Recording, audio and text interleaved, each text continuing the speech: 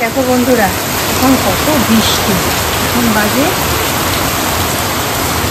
সকাল 7:29, মানে 7:30। সৌমিক বেরিয়ে গেল অফিসে, জাস্ট 5 মিনিট হবে, সঙ্গে সঙ্গে ঝলঝলিয়ে বৃষ্টি। রিকন গেছে পড়তে টিউশনে, ও আসবে অবশ্য 8টায়, আরও 8 ঘন্টা। সৌমিক মনে পুরো ভিজে যাবে, এরপর আবার দোকান ঢুকবে কী করে কে জানে। আর রেনকোট চায়, রেনকোটে তো জলই আটকায় না। সারা রাত বৃষ্টি হবে না, এই ভোরবেলা থেকে বৃষ্টি শুরু হবে। আর এই দেখো, সকালবেলায় আমি ডাল এখানে চাপিয়ে দিয়েছি। ডিমটা সেদ্ধ করিনি, কাঁচা আছে।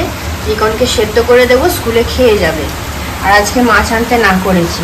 এই দেখো, এইগুলো এখন আমি জোগাড় করছি। এগুলো হচ্ছে কি, কালকে তোমাদের দেখিয়েছিলাম। এই দেখো, এই হচ্ছে পাতা,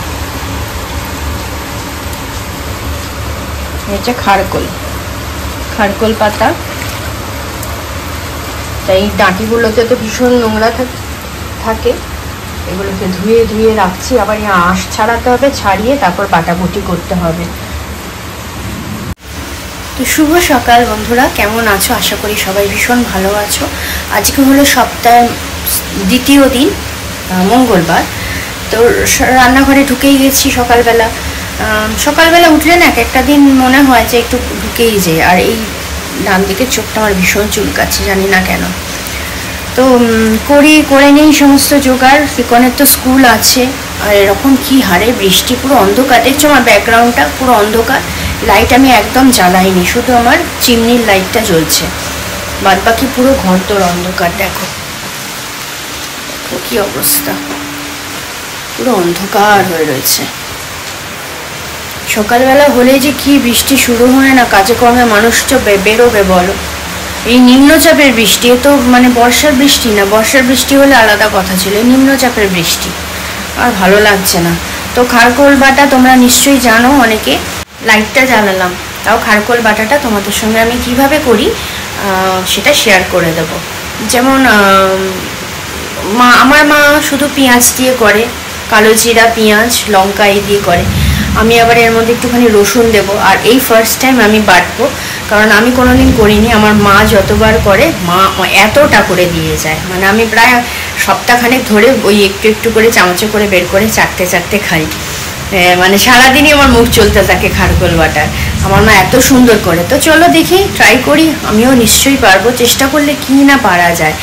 তো চলো দেখা যাক, স্টার্ট করবো যখন তোমাদের সঙ্গে শেয়ার করব। কত জল জমে গেছে দেখো,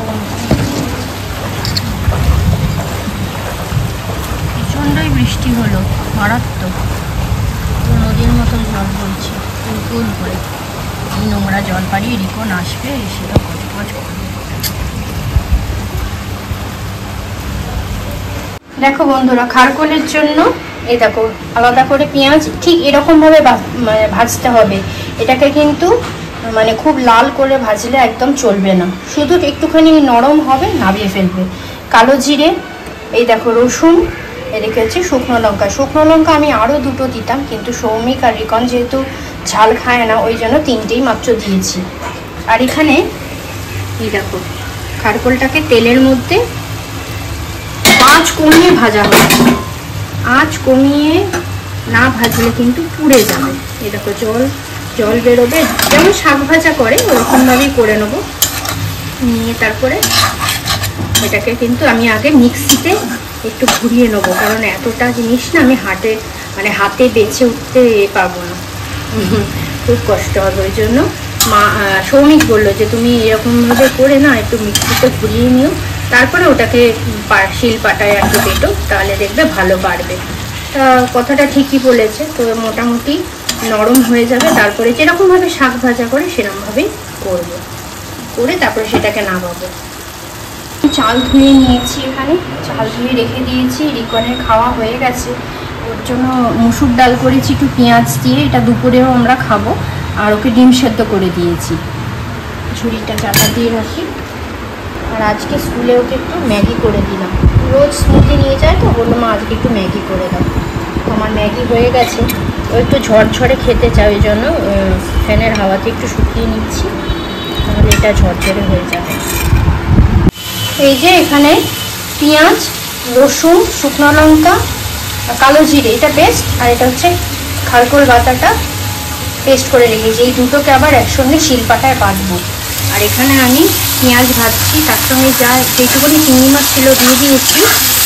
দিয়ে আমি যে কচুরলতিটাকে রেখেছিলাম, এই দেখো কচুরলতি ধোয়া আছে, এটাকে আবার ঢেলে দেবো।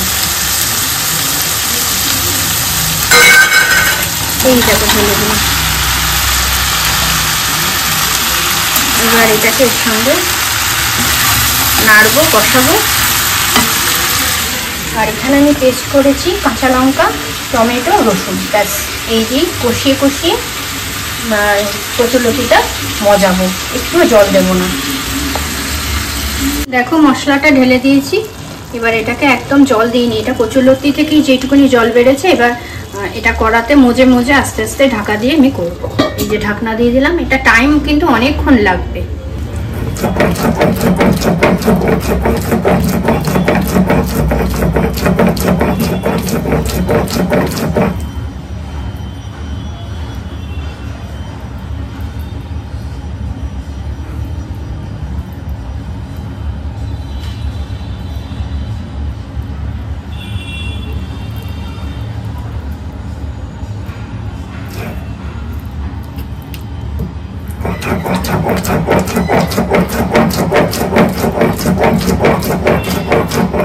বাবা, আধ ঘন্টার বেশি হয়ে গেল বাটছি।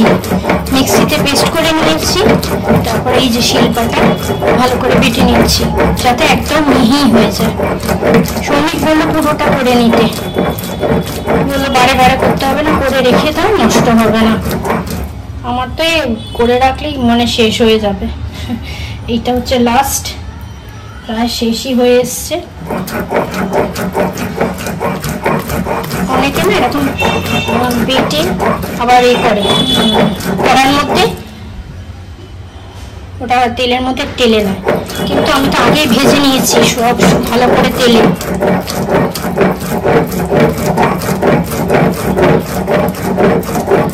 খালি নুনের পরিমাণটা একটু দেখে নেব, দেখে নিয়ে ব্যাস এবার টিফিন বক্সে করে রেখে দেবো। তবে আমি যেই বাটলাম না, আমার একটু কিন্তু হাত চুলকায়নি। জানি না সৌমিক কার থেকে এসব নিয়ে আসছে, খুব ভালো কচুরলতি বানিয়েছি।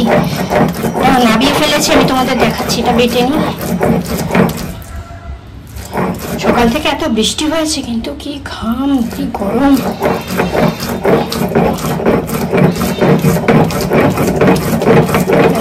কমপ্লিট।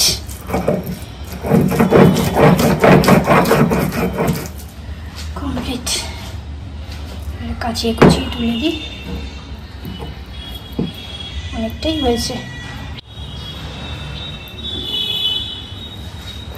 সৌমিক যে বুদ্ধিটা দিয়েছে দারুণ, যে আগে মিক্সিতে পেস্ট করে নাও, তারপরে তুমি শিলেতে বাটবে, একদম মিহি হয়েছে।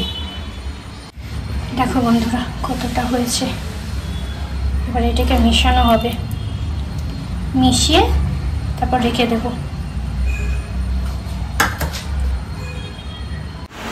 দেখো বন্ধুরা কটা বাজে, আমি এসেছি 9:30। তো এই রাত্রিবেলা একটু স্নান করলাম, কারণ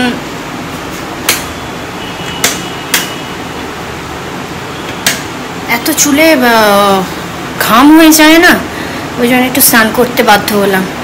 তো রিকন তো পড়তে গেছে, আর সৌমিক তো একটু ক্লাবে গেছে। আজকে রিকন স্কুটি নিয়ে পড়তে গেছে, কারণ স্কুল থেকে এসে স্নান করে খাওয়া দাওয়া করে দু জায়গায় পড়া, এক জায়গায় পড়তে গেছে, ওখান থেকে ডাইরেক্ট একদম চলে গেছে, ওই জন্য ওকে স্কুটি নিয়ে যেতে বলা হয়েছে। তো চলো ভিডিওটা আমি বন্ধুরা এখানেই শেষ করে দিচ্ছি। এরপর একটু আলু ভাজা বানাবো, সৌমিক রুটি দিয়ে খাবে, তার জন্য আলু কেটে রেখেই গেছি আমি। তো চলো ভিডিওটা এন্ড করে দিলাম। সবাই ভীষণ ভালো থাকবে, সাবধানে থাকবে, সুস্থ থাকবে, ভিডিওগুলো সম্পূর্ণ দেখবে, কেউ স্কিপ করবে না। কালকে আবার নতুন একটা ভিডিও নিয়ে চলে আসবো। রাখি, টাটা, গুড নাইট, শুভরাত্রি।